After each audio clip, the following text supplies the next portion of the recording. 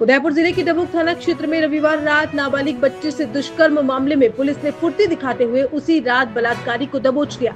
SP Yogesh Goyal के मुताबिक सूचना मिलते ही बल्लभनगर डिप्टी एसपी राजेंद्र जैन के नेतृत्व में डबोक और आसपास के थानों की टीमों ने अलग अलग जगहों पर दबिश देकर आरोपी को डिटेन किया। उससे पूछताछ जारी है, लेकिन वारदात के बाद आक्रोशित भीड़ में कुछ असामाजिक तत्वों ने बच्चे की मौत की अफवाह फैला दी और फिर थाने के पास खड़ी गाड़ियों पर जमकर पथराव हुआ। कई वाहनों को नुकसान पहुंचा। पुलिस ने अब तक 20 लोगों को डिटेन किया है, बाकी की तलाश जारी है। आरोपियों पर सरकारी संपत्ति को नुकसान पहुंचाने, राजकार्य में बाधा डालने और पथराव की धाराओं में मुकदमा दर्ज कर दिया गया है। बच्ची का इलाज अस्पताल में जारी है और वह अब सुरक्षित है। देखिए, कल एक अनफॉर्चुनेट सा इंसिडेंट हुआ रात्रि को, जिसमें एक माइनर बच्ची के साथ में दुष्कर्म करने का एक गंभीर घटना हुई। घटना चूँकि गंभीर थी और संवेदनशील थी, हमारे थानाधिकारी और जो वृत्ताधिकारी इंचार्ज हैं वल्लभनगर के राजेंद्र जैन और इनके आसपास के सभी थानाधिकारी तुरंत मौके पर पहुँचे। मौके पर पहुंचने के बाद इन्होंने तुरंत मौका कार्रवाई करते हुए एफएसएल के साथ सहयोग करते हुए आसपास के क्षेत्र में अपनी टीमें गठित की, ताकि उस आरोपी को जो अज्ञात था उसकी शिनाख्त हो सके और उसकी गिरफ्तारी हो सके। कल पूरी रात और आज पूरे अर्ली मॉर्निंग सभी हमारे अधिकारी, एडिशनल एसपी खैरवाड़ा और भी हमारे थानाधिकारी आसपास, यहाँ तक कि झाड़ोल के थानाधिकारी, फैलीराम, भिंडर थानाधिकारी, घासा थानाधिकारी, मावली, फतेहनगर, ये सभी थानाधिकारी डबोक थानाधिकारी के साथ में यहाँ पर इस पूरी घटना के कटाक्षेप में लगे हुए थे और पूरी टीम ने बहुत तत्परता से और बहुत मेहनत से काम किया और मेहनत करके और आज इस जो आरोपी जो संगीन वारदात का अज्ञात था उसको न केवल ज्ञात किया, आइडेंटिफाई किया, वरन उसको तुरंत प्रभाव से डिटेन भी किया। और डिटेन करने के पश्चात हमारी जो कानूनी कार्रवाई थी इस दौरान चल रही थी। परिजनों से थाने पर वार्ता चल रही थी। परिजनों की कुछ मुआवजे संबंधी मांग थी। उस मांग को लेकर के additional SP Kherwara, CO Vallabhnagar और एसडीएम साहब मावली यहाँ मौजूद थे। परिजनों के साथ वार्ता चल रही थी। इसी दौरान कुछ मिसक्रिएंट्स ने, असामाजिक तत्वों ने माहौल को ख़राब करने की कोशिश की, भीड़ के बीच अफवाहें फैलाने की कोशिश की और इसी दौरान कुछ लोगों ने थाने के बाहर खड़ी गाड़ियों के ऊपर पत्थरबाजी की।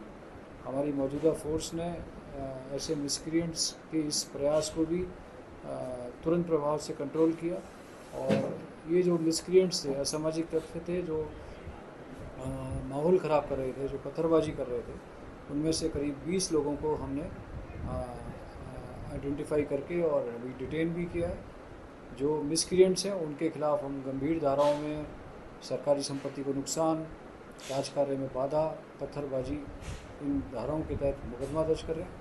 और भी जो लोग हैं जिन्होंने इस पूरी प्रक्रिया के अंदर माहौल को ख़राब करने की कोशिश की, उन लोगों को सीसीटीवी देख के हम आइडेंटिफाई करेंगे, सूचीबद्ध करेंगे और ऐसे प्रत्येक तत्व को आइडेंटिफाई करके उनके खिलाफ सख्त से सख्त कानूनी कार्रवाई करेंगे।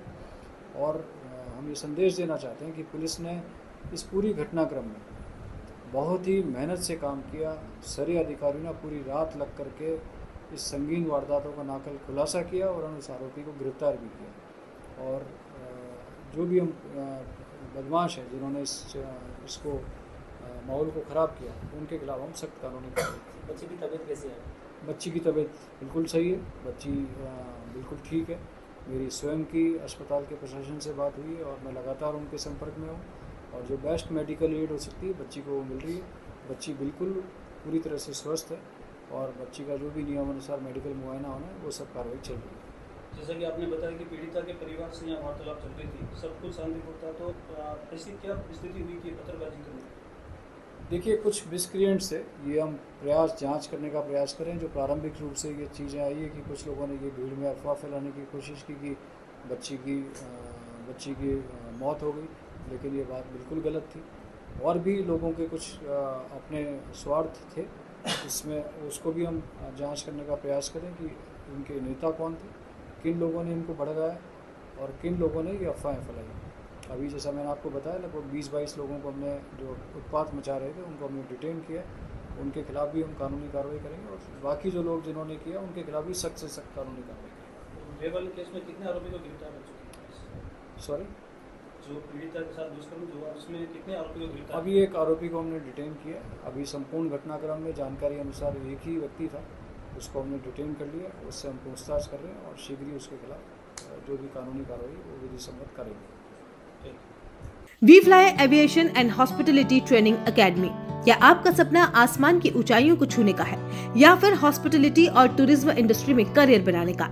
आपका सपना साकार होगा we fly aviation and hospitality training academy में। उदयपुर की अग्रणी ट्रेनिंग एकेडमी जो आपको बनाएगा एयरलाइंस, होटल और टूरिज्म इंडस्ट्री के लिए बिल्कुल तैयार।